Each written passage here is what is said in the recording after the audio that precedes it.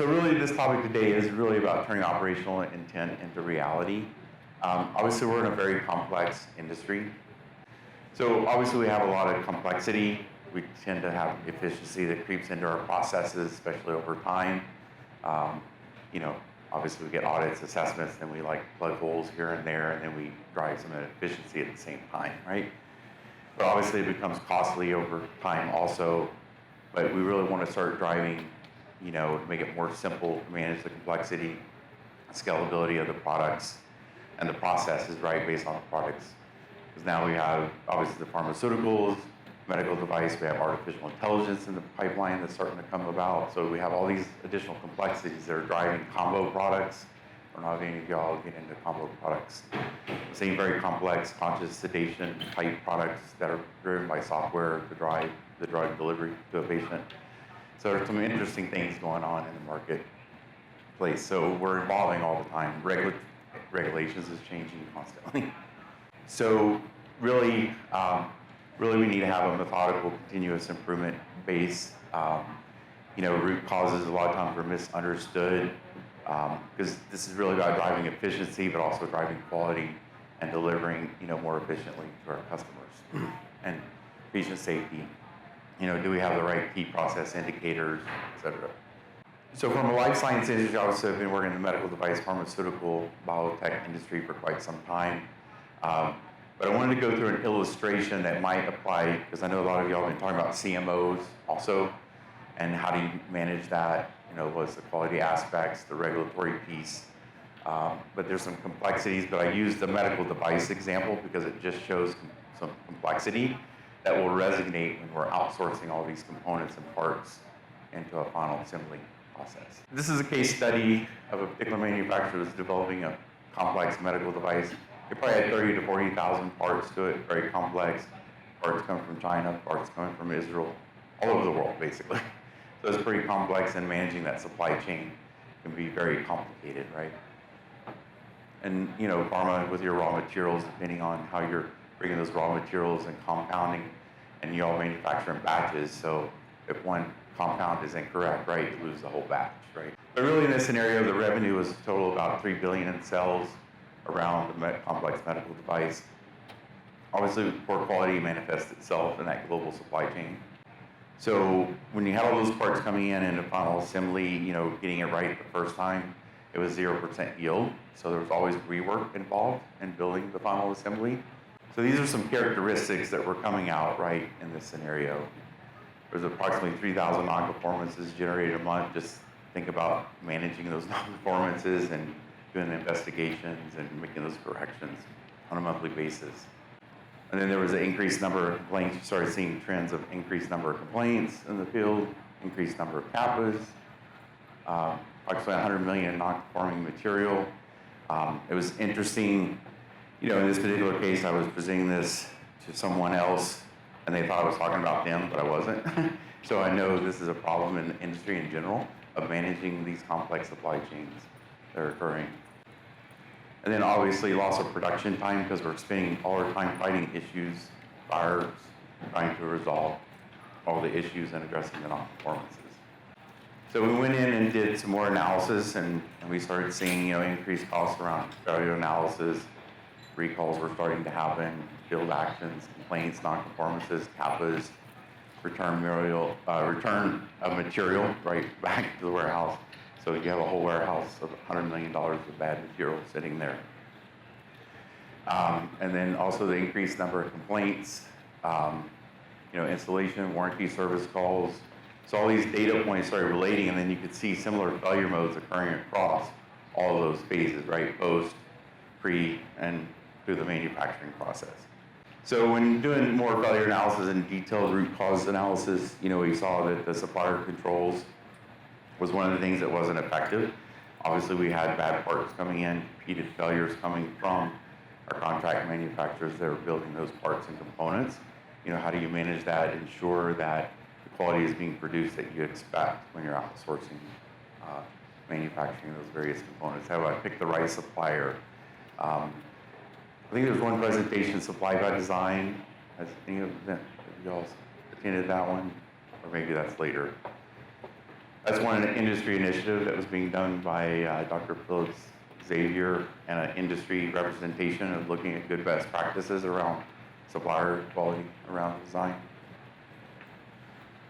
And then obviously parts coming from suppliers, frequent repeated failures, change control, the transfer into the supply chain. So when we make product design changes or if you make material changes, right, transferring that into the supply chain was problematic. And what was happening, material was coming in that was out of spec because it had caught up with the new design specs. And then of course, if you look at the total cost of quality, the basic principles of Six Sigma, based on what the trends are, where we find if we're operating at a very low sigma, it usually costs us 25 to 40% of our revenue. In this case, would allude to that because our yield is 0%, right? So it's probably even greater than that total cost of quality to correct that and actually deliver that to market. Our cost was enormous, right? But if we started working and investing on those root causes, we could have streamlined that, and then the managers are not fighting hard every day trying to address issues, right, to be able to build product. So in this particular case, it was estimated around, you could get potentially 750 to 1.2 billion if you started working on some of those root causes. And really the question here is would you invest that potential savings to actually drive down the cost of quality? I think most people would if they understand what the root causes are. So we're talking to a lot of executives across the industry and merger acquisitions that occur. We're buying other companies, we have new processes. The visibility is always a challenge of understanding the visibility across our processes and how effective they are. And a lot of them are talking like, I don't really understand what's going on. I don't have the adequate visibility to make decisions or take action quick enough before it's too late to address a non-routine quality event. So this is where EngiLifeSciences is trying to come up with new approaches, new ways to tackle some of these challenges that we all have experienced, right? And I've seen it multiple times, so it's not like only seen it in one spot. This is where we are trying to look at, there's three characteristics, right? Maturity, visibility, and efficiency that we're focusing on from a strategic perspective. Maturing our processes, driving more effectiveness in our processes that do result in compliance, but also drive quality as a number one priority, and exceeding customer expectations and outcomes. When you look at an organization, right, you have product development, you have manufacturing, you have supplier quality management, you have your quality systems, you have IT, information technology. How does all those integrate with each other to work together instead of working in silos? I don't know how many of you have experienced the silos within your own organizations. So how do we turn this operational intent into reality? Because we all want to produce high quality products, we want to be efficient, we want to deliver that effectively across the board. So talk a little bit more about MevGrid.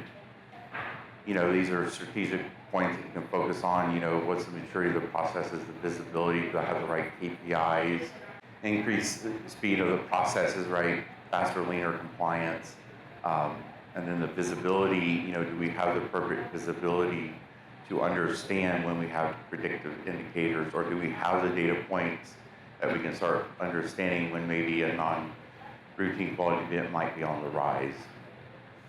I know there's been some work done on working on higher level metrics to start measuring that, and with some industry initiatives that have occurred the last couple of years. Looking how you can monitor that, what are some of those KPIs where you can go search, like heat maps, starting to understand risk profiles of your product portfolios, and looking at post-market data like complaints, non-conformances, production data, and putting that together to understand, do I have a trend happening that could potentially rise, that could cause an issue. Efficiency also is about our processes, right? How clear, how complete are they? Efficiency, a lot of times in quality systems, you'll see high-level procedures, but our staff interprets them like 20 different ways. Can we get a little more precision, right? Make it a very repeatable process that can be executed, and then feedback loops to continuously improve that process. But really, if you start looking at maturity, visibility, efficiency, there's another attribute we're talking to a lot of executives too, is agility. With a lot of the executives, you understand that the external conditions we can't always change, but we have to have more agility within our organization, so that way we can actually adapt to those changes, like the regulatory environment changing, or or the market conditions are changing. I know there's been a lot more competitive nature in the market too, right, in pricing, right, to compete with competitors. But really, reducing the time to commercialization, product quality, patient satisfaction, adding shareholder value, and then also increasing profitability. So the next level down is really starting to look at the organization, the performance management aspects, and quality performance across the organization. And this is where you can start to identify where is those opportunities that I could actually get a return on investment. Looking at the people, the processes, performance management in the organization. I'm sure all of you are aware that working in organizations, you get set in our ways, right? We're human, we don't want to change. And you get resistance when you do try to inject change, so it's like moving a mountain sometimes.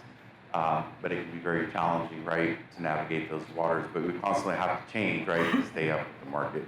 So really looking at the people to actually go through a particular scenario with the people aspect and studies analysis that we usually do in assessments is we'll look at, what is the day in life of a manager, what is his perception of what his activities are a day, and then what is really happening, and start to look at that. Are they spending more of their time fighting fires? And if they are, why is that, right? So you start asking some why questions, right, to get to the root cause of some of those things. Also the process, how efficient are they? Do we have technology? Have we assimilated technology into those processes? Do we have good, robust processes to apply technology to make those more efficient? And I know if you're in the pharma, you probably have a lot of automation, a lot of technology you're using to automate some of those processes.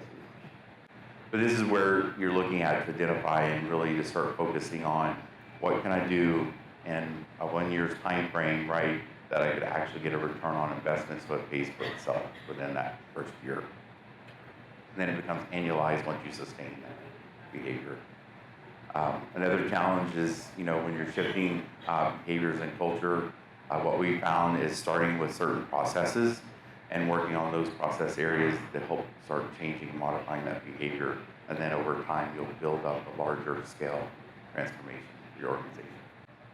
And really the question here, is there hidden opportunities within your own organizations that would help drive some opportunities, right, to get that improvement and to start really spiraling a continuous improvement so that way you become more agile, more adaptable to the market conditions. Faster, leaner compliance, like even deploying technology. Why as an industry, we're so slow to adopt technology? Well, I hear all the time, right? I don't want to validate the software system. It's a regulatory requirement. You have to do it, right, for us to get use. So what are some of those challenges? And looking at complex supply chains, related to contract manufacturing, do we have the right supplier quality controls in place to monitor and manage those things so we don't have adverse event? Because if it's under our label or we're the manufacturer of record, right, the regulatory agency, they're going to hold us accountable for these things, right? So, which if you have a non-routine quality event, all of us knows that can get very expensive very quickly. So is it worth making some investments to make sure managing that and have the visibility, the right KPIs coming back from your contract?